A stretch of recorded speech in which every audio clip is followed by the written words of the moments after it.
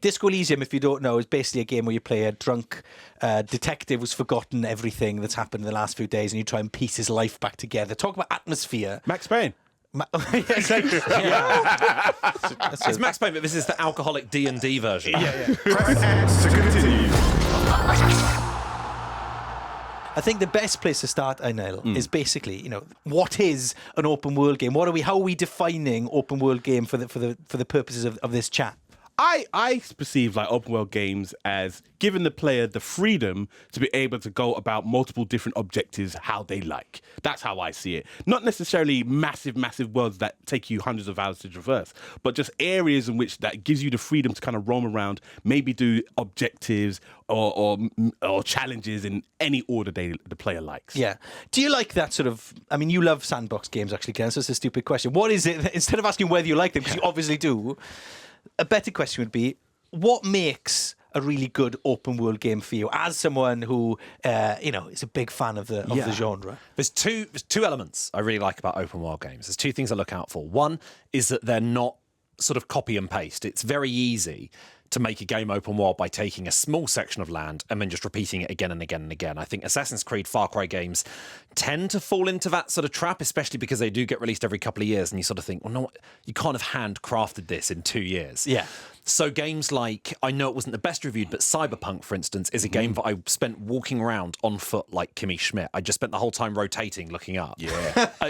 Flying cars, and oh my God, every building looks different. Night This City is crazy. Incredible. It is amazing. And other things I look out for as well are sort of the moment, the moment you step out into that open world.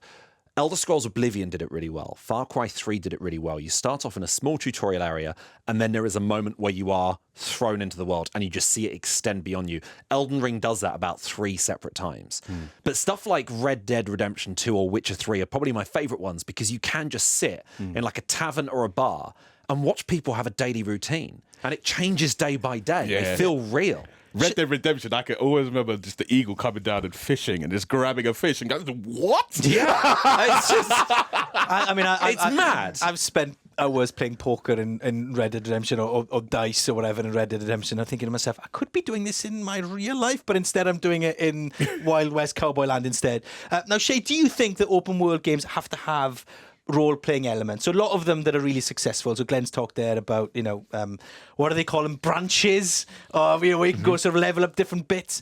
Does an open world game have to have that for you? Or can it just be something that sort of, like Glenn says, sort of lives around you and you're sort of experiencing it in that way? I think it helps to add like a layer of like you feeling immersed in that world. I think without it, sometimes you just end up feeling like a glorified errand boy, picking stuff up and bringing it back. And, oh, my goat's lost. Could you find it for me? Is a lot of what makes the amount of random stupid quests that they put in open world games. Goats being missing, sheep's needing herding, all that sort of nonsense. That can go. No. Well, it has to be part of the narrative, I feel. Like the environment has to be like another character almost, where you're traversing and then you see something and it tells a story. Do you know what I mean? Where you're going around, you're traveling, whether that's like a Breath of the Wild, you're like, oh wow, this used to be a settlement here and something's happened, and you can piece together what's happened by looking at the debris on the ground. Elden Ring does that really well in terms of going to different areas and shrines and tombs, and you're seeing